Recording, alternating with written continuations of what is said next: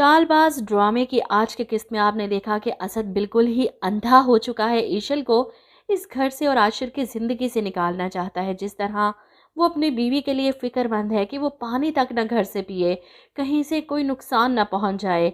और आयज़ा अपने शोहर की फ़िक्रमंदी देखकर इतरा रही है।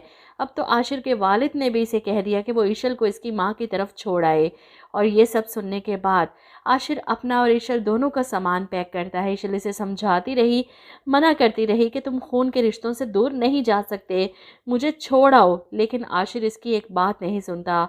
रहेंगे तो साथ, जाएंगे तो साथ। शुक्र है आशिर को इतनी समझ है कि अपनी बीवी का साथ देना है, वरना तो जिस कदर अंधा था ये अपने भाई और भाभी की मोहब्बत में, कुछ बैद नहीं था कि ये भी इनके साथ मिलकर ईशल को घर से निकाल देता। खैर, सामान पैक करने के बाद वो बैग लिए ईशल का हाथ पकड़े कमरे से बाहर आता है। इजाज़त दे बाबा। आयज़ा भी छुप कर खड़ी देख रही है। असद भी खुश हो जाता है कि शुक्र है आशिर को अकल आ गई। और वहीं आयज़ा के पेरेंट्स जो मिलने आए थे भाई साहब से, आयज़ा की माँ हैरान होकर कहती हैं कि बेटा खैरियत, कहाँ जा रहे हैं? जिस पर आशिर के वालिद मुस्कुराते हुए कहते हैं कि ईशल कुछ दिनों के लिए अपने मेके जा रही है, वो इसे छोड़ने जा रहा है। इस पर आशिर उठकर खड़ा हो जाता है। नहीं बाबा, ईशल अकेली नहीं जा रही, हम दोनों साथ ही जा रहे हैं। हम दोनों ने फैसला किया है कि हम इस घर से अलग रहेंगे। वो अपने वालिद के हाथ पर बोसा देकर इन्हें हैरान परेशान छोड़कर वहाँ से निकल जाता है। सब घर वाले एकदम से परेशान हो जाते हैं, इसे रोकने की कोशिश करते हैं। यही आयज़ा की माँ अपनी बेटी की चाल समझ जाती हैं। वो नहीं चाहती जिस तरह इन्होंने सब बर्बाद किया, भाइयों को अलग करके इनकी बेटी भी यही सब करे। वो इन दोनों को रोकने की कोशिश करती रही और आयज़ा को गुस्सा आता अपनी माँ पर। असद के वालिद अपने छोटे भाई के सामने शर्मिंदा कि बेटों की खुशियां देखने के लिए इनकी शादी की थी, जवान बच्चों के बाप के सामने आज उसका मान मिट्टी में मिल गया। सब कसूर इसी अंकल का है। इनके होते हुए ईशल को किसी सास की ज़रूरत नहीं थी, क्योंकि सास और ससुर दोनों का किरदार ये अकेले बखूबी निभा रहे हैं। सब इनकी गलती। एक बेटे को सर चढ़ा रखा है, इसकी बीवी को सर पर बिठा रखा है और दूसरे की सुनी नहीं जाती।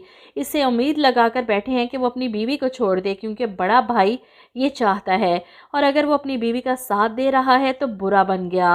वहीं ईशल की माँ तो पहले ही इसके लिए परेशान थी कि सुबह जाकर ईशल को घर वापस लेकर आऊँगी, बाद में जो होगा देखा जाएगा। ऐसे में ईशल का फ़ोन आ जाता है अपने वालिद को कि आप इस वक्त मुझे लेने आ सकते हैं, क्योंकि वो नहीं चाहती वो आशिर को इसके वालिद से दूर करके यहाँ से लेकर जाए। वो आशिर को आखिर तक मना करती रही कि तुम मेरे साथ नहीं जाओ, मैंने बाबा को फ़ोन कर दिया है, वो आ रहे हैं मुझे लेने। ये सुनकर आशिर परेशान हो जाता है। ईशल, तुम ऐसा कैसे कर सकती हो? तुम मुझे नहीं जा सकती छोड़कर। मैं कह रहा हूँ हम एक साथ ही इस घर से जाएंगे, फैसला हो गया अब। वहीं ईशल के वालिद पहुंचते हैं इसे लेने के लिए, हैरान परेशान। ईशल रोते हुए अपने बाप के गले लग जाती है। आशिर के वालिद अपने बेटे को रोकने के लिए इसके पीछे तक जाते हैं। यहाँ ईशल के वालिद चिल्लाते हैं अपनी बेटी को गले लगाए कि अगर आपकी बेटी को रात के इस वक्त कोई घर से बाहर निकाल दे तो कैसा लगेगा आपको? आशिर और ईशल के चले जाने के बाद इनकी तबीयत ख़राब हो जाती है। ईशल आशिर के साथ अपने पेरेंट्स के घर जा चुकी है और आशिर रो रहा है अपने घर वालों के बारे में सोच सोच कर, और ईशल इसके लिए परेशान।